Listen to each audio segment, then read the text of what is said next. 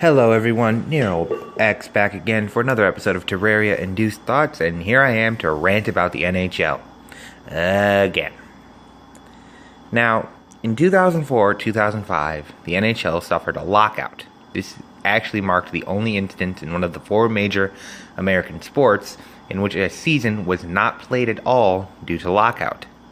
Brendan Shanahan met with members of the NHL and the NHL Players Association, or the NHLPA as it's also known, in order to institute rules to prevent something like this happening again. One of these was the salary cap. Now, for those of you that don't know what a salary cap is, you probably don't follow sports, so let me break it down for you. This basically means that a team can only spend so much money when it comes to signing players. It sort of levels it should, in theory, level the playing field out between teams in bigger hockey markets such as Toronto, Montreal, Boston, New York, Detroit, and Chicago over teams in smaller hockey markets like, say, Arizona.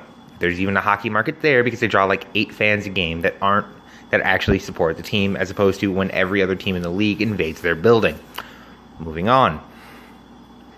Now, the salary cap, in theory, is a good thing. It adds a level of intrigue to the sport in terms of trading, as well as gives GMs a lot to think about when it comes to giving out contract extensions and generally the financial well-being of a team. In fact, that there's also a minimum you have to spend on the team in order to go anywhere. Moving on. It does, however, have one distinct problem. The cap recapture fee. If a player retires before his contract has expired, then the team that last had that player must pay the remainder of his contract out. Essentially, his contract will still be on the books until it's expired. Now, this, in my opinion, is the worst part of the salary cap. Why? Because, well, unfortunately in sports, not everybody gets to retire under their own circumstances. In fact, a lot of times people are forced into retirement. Take, for example, Bobby Orr, arguably the greatest defenseman of all time. Bobby Orr unfortunately never got to play really a full career because of all the knee problems he suffered from. Eventually his body just couldn't take it anymore. He was forced into retirement. I feel like if the NHL really wants to make it not only have the salary cap work correctly or the way it's intended, they should have a waiver on the cap recapture fee when it comes to players being forced into retirement due to injury, concussion, in some instances disease, things like that. Now, there generally is a solution to getting dead contracts off the books. For example, the Red Wings sold Pavel Datsyuk's contract to Arizona after they got it in exchange for draft picks after he ended up leaving the NHL to go back to Russia.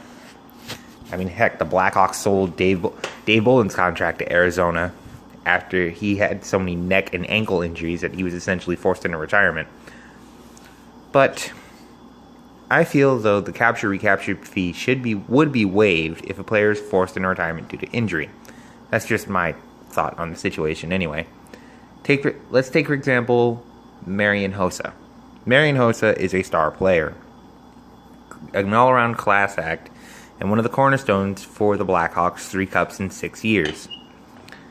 The guy, unfortunately, spent a good chunk of his prime years with the Ottawa Senators, which was a great market to break into, as well as the Atlanta Thrashers. The Atlanta Thrashers were garbage, even when he was there. Eventually, the Thrashers would trade him to the Penguins for next to nothing, which I find hilarious.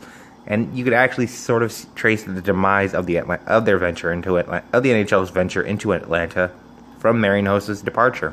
The guy was just that kind of a star.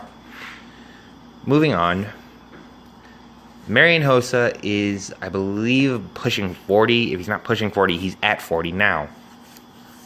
And he still has a few years left on his contract. Unfortunately, he's suffering from a skin condition that essentially made him allergic to his own hockey equipment, which is weird, but it isn't unheard of.